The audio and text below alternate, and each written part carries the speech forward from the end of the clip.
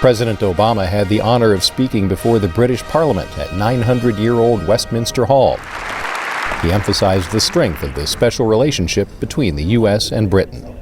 I've come here today to reaffirm one of the oldest, one of the strongest alliances the world has ever known.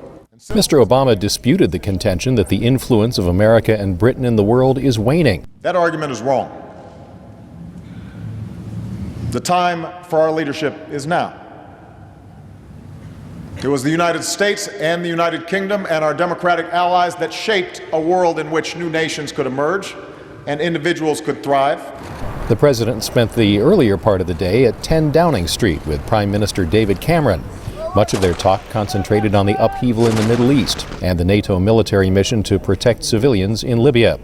Mr. Cameron agreed with the president that regime change is not part of the United Nations authorized mission in Libya, but protecting civilians is impossible as long as Muammar Gaddafi remains in power. It is impossible to imagine a future for Libya with Gaddafi still in power.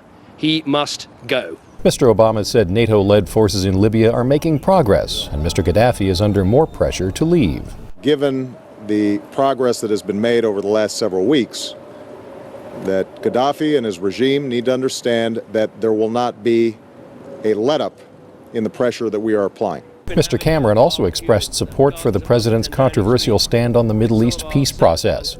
He agreed that borders for Israel and a Palestinian state should be based on the lines that existed before the 1967 Six-Day War, with mutually agreed land swaps. The president and the prime minister will discuss these and other issues at the Group of 8 summit in France beginning Thursday. Later Wednesday, the two leaders held an American-style barbecue at 10 Downing Street for U.S. and British service members and veterans. Kent Klein, VOA News, with the president in London.